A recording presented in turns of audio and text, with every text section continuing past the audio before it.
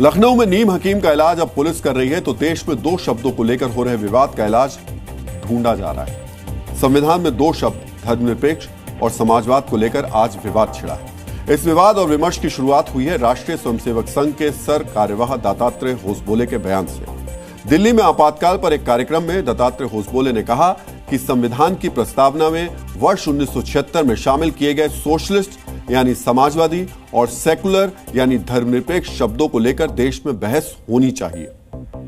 संविधान के प्रस्तावना में प्रियम्बल में दो शब्द जोड़े गए हैं। बाद में इसको निकालने के प्रयत्न हुआ नहीं है, चर्चा हुई, दोनों प्रकार के आर्गुमेंट्स हुए, तो क्या वो रहनी चाहिए प्रस्तावना में, ये विचार होना चाहिए।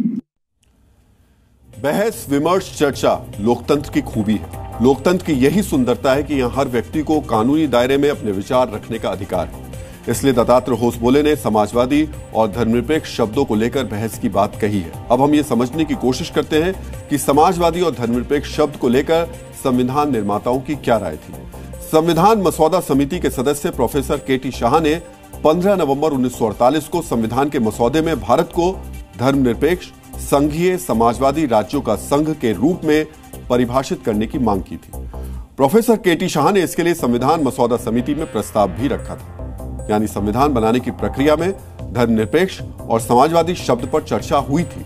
यहां हम आपको यह फिर याद दिलाना चाहेंगे कि धर्मनिरपेक्ष और समाजवादी शब्द वर्ष 1976 में 42वें संशोधन से संविधान की प्रस्तावना में जोड़े गए। 1948 में जब प्रोफेसर केटी शाह ने धर्मनिरपेक्ष और समाजवादी शब्द संविधान में जोड़ने का प्रस्ताव रखा, तो संविधान मसौदा समिति के अध्यक्ष डॉक्टर बी.आर. अम्बेडकर ने प्रस्ताव को खारिज कर दिया था। इस विमर्श को समझने के लिए आपको समाजवादी और धर्मनिरपेक्ष शब्द पर डॉक्टर अम्बेडकर की राय जरूर जाननी चाहिए। प्रोफेसर केटी शाह के प्रस्ताव पर डॉक्टर भीमराव अम्बेडकर ने कहा था, संविधान को कोई विचारधारा नहीं थोपनी चाहिए। संविधान ऐसा दस्तावेज नहीं होना चाहिए जो देश की भावी पीढ़ियों पर एक विशेष सामाजिक या आर्थिक विचारधारा थोपता हो। डॉक्टर अंबेडकर ने कहा था, राज्य की नीति क्या होनी चाहिए, देश का सामाजिक और आर्थिक पक्ष कैसा होना चाहिए, ये ऐसे मामले हैं जिनका निर्णय लोगों को समय और परिस्थितियों के अनुसार स्वयं करना चाहिए।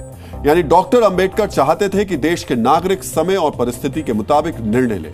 उन्होंने प्रोफेसर केटी शाह को यह भी कहा था कि संविधान का अनुच्छेद 31 धन संग्रह को रोकने और समान काम के लिए समान वेतन का अधिकार देता है। यह समाजवादी अवधारणा है। डॉक्टर अंबेडकर धर्मनिरपेक्ष शब्द को लेकर उन्होंने तब कहा था कि संविधान ने पहले ही स्पष्ट कर दिया है कि भारत किसी भी धर्म को मान्यता नहीं देगा। संविधान का अनुच्छेद 19 और अनुच्छेद 16 धर्म के आधार पर किसी भी भेदभाव को प्रतिबंधित करता है। स्पष्ट है, हमारे दूरदर्शी सोच वाले संविधान निर्माताओं ने देश के संविधान को किसी खास वैचारिक नजरिए में उसको कैद करना और उसको उसी में पिरोना सही नहीं समझा।